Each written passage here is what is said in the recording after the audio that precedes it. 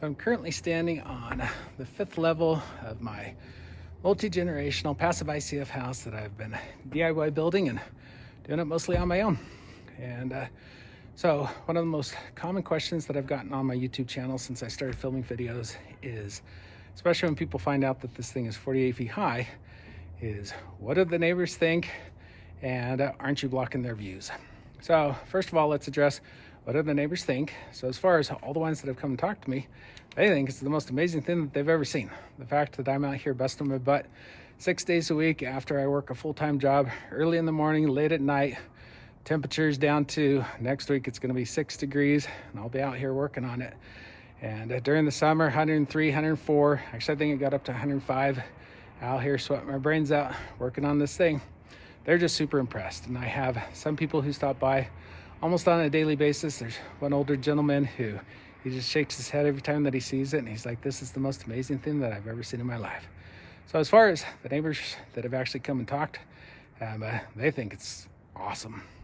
So now let's go ahead and talk about the other 48-foot tall elephant that's in the room, the whole 5-story thing. First of all, let me explain 5 stories. So my city only allows me to go 35 feet above grade. So I only have it basically three stories above grade because I'm capped out at that 35 feet. And when I asked, well, how deep can I go? The city said, well, if you're able to figure out how to get to China, knock yourself out. So I wasn't able to figure out how to get to China. I was only able to figure out how to get two levels below grade. So I've got a full basement, full regular basement with 8'6" windows. 8'6" tall ceilings. And then below that, I've got a quote unquote crawl space that is 6'2" once we pour the concrete down inside. So all of my family is under 6 feet, so we'll all be able to walk around without bending our heads. So that's how I ended up with a total of 5 levels. And so 35 feet above grade, 13 feet below grade, total of 48 feet. So yes, that is very tall. So let's go ahead and go around the house and see how that impacts my neighbors' homes.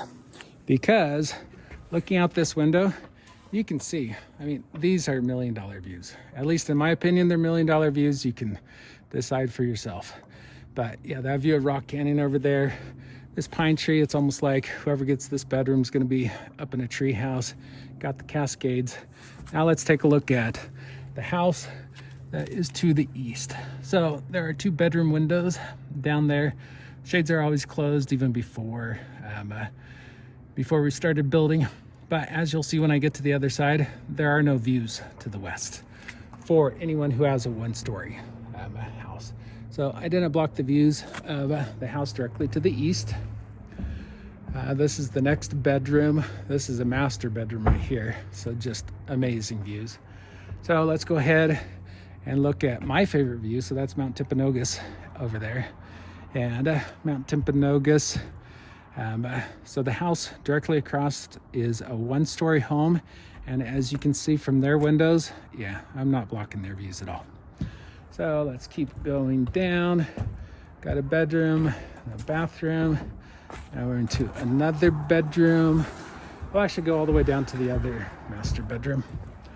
So we can see if I'm blocking the house directly across the street. We have the little cul-de-sac here. So when you look at this house, as you can see, the only window, well, number one, they've got a tree that's usually filled with leaves. So, and then the other thing too is the only window that I would be blocking is the window and the door, and their views of the mountains to the west. So I would say, nope, not blocking the views of this particular house. Let's look at the one over here. So these guys do have a really nice picture window that has an awesome view. Still has an awesome view of the Cascades. Plus, because I'm so far away from them, I really don't think that, especially from their living room, they're able to see over the top of my house, and I'm not blocking their view. All right, so now you can see the 2-story home that's directly across the street.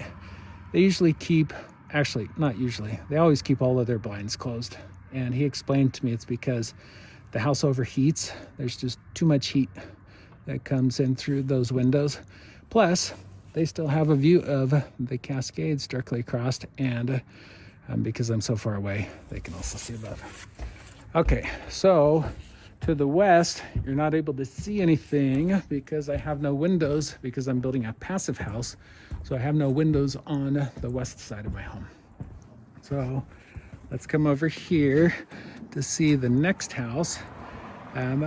So as long as anyone like me who builds really tall, there actually are some pretty amazing views. Right now there's an inversion, so you can't see the mountains on the west side of Utah Lake. But it's really pretty. The sunsets are gorgeous. But yeah, none of the houses to the east can see any of that because they're all single stories, and so I'm not blocking any of their views. So this house directly across the street, as you can see, the top of it is kind of cut off, and that's because they hit their 35 feet maximum. So there's actually a number of homes in the neighborhood that have hit the 35-foot maximum. This is one of them. And all of their windows, because of the location, yep, they're still able to see the Cascade Mountains as well. So these other houses, the one next door to them, not blocking their views because the trees that they have in their yard is already blocking their views. And then the house down further, and yet not blocking their views either. This house on the other side of the cul-de-sac, I'm too far away. They're still able to see Mount Timpanogos, so not blocking their views. This house over here on the other side of the cul-de-sac, not blocking theirs. So let's talk about the house that I am blocking the views of. So the room that you see on the other side of this little tiny, it's a jacuzzi room. So not blocking the view from those two doors that you see because the jacuzzi room's already blocking it. And then there's a laundry room, small laundry room, but who needs a view in their laundry room? And there's the door. Nobody really looks out their door. And let's go down a little bit farther.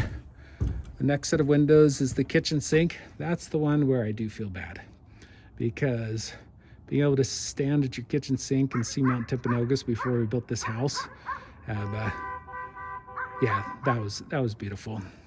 And so I do feel bad about blocking that view. With that said, if I'd have just put in a regular single-story home with the regular roof pitch like what they've got, I would have still ended up blocking their view because we have to set the home so far back on the property line that I would have, even with a one-story home, I would have been blocking that view. Next window is of like a dining room area. So I feel bad about blocking that. However, here's where we took away, but we also gave. And that is, see all of these windows that are in their living room?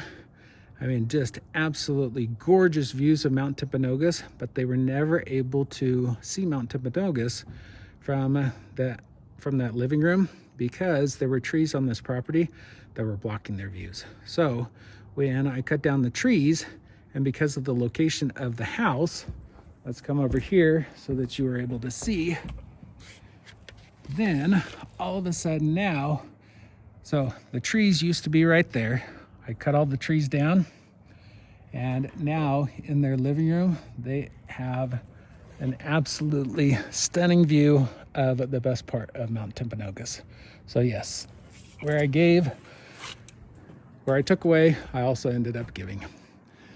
So hopefully that will answer people's questions in terms of what did the neighbors think, and is this 5-story, 48-foot tall, multi-generational home blocking anyone's views?